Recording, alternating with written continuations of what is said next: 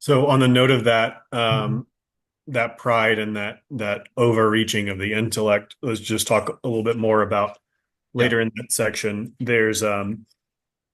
There's also this idea today that I think just passes unnoticed is the belief in fundamental randomness. And Mhm. this comes up in the the I think as we talked about the faith-based assertion that everything started randomly. That's not a scientific hypothesis. That's just a story tacked on to the beginning of the evolutionary story. Um, Saying, oh, it started randomly, whatever that means. Uh, and that everything's random, everything's just chaotic. There's no real order. All the order is just imagined.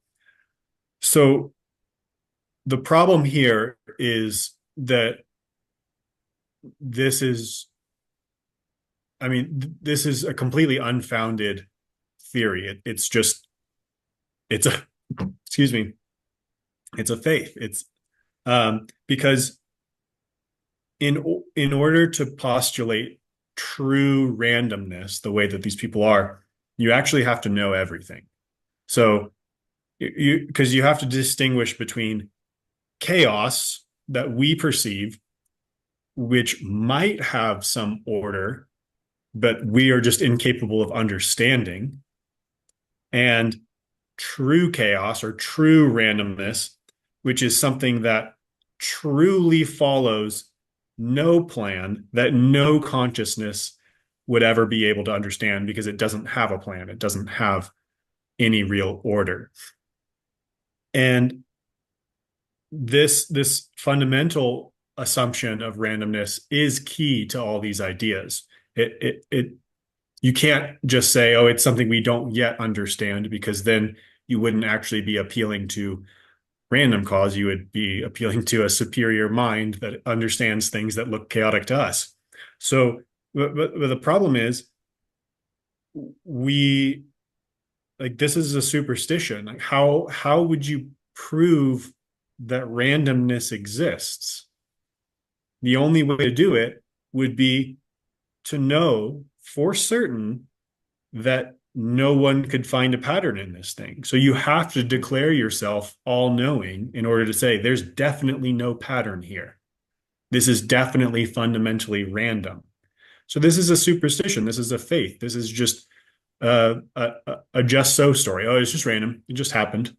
Um, and this is a common appeal that scientists make today is like, oh, well, things are just random.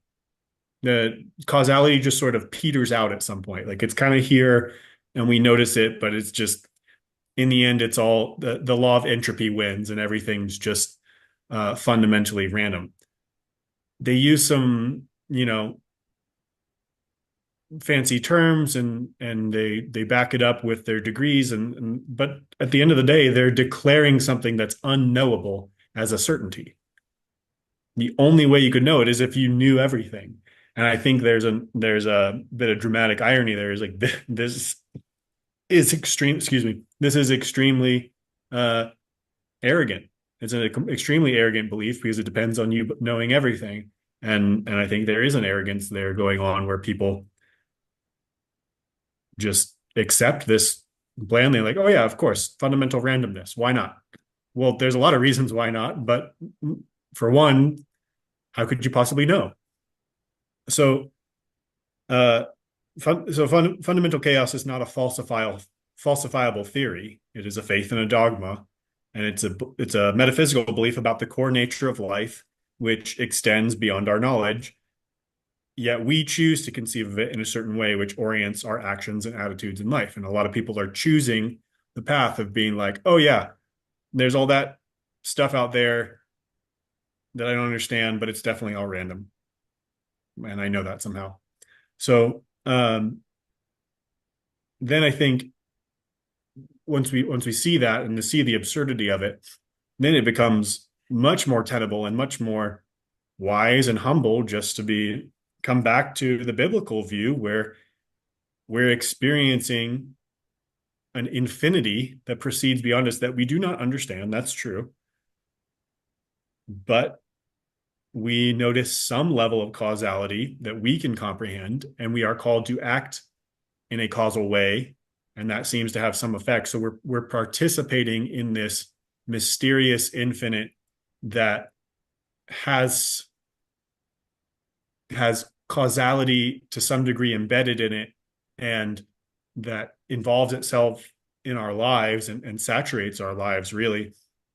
And yet we so we have to be effective, and yet we don't understand what's going on. And so there's this humbling reality of, this is the superordinate reality that's beyond me, but yet somehow I'm a part of it, and somehow I get to play a part in it, and I'm invited to participate in it. And I think that is a far healthier and a far more productive perspective than the nonsensical modern ones that pass themselves off as uh, high standards of science.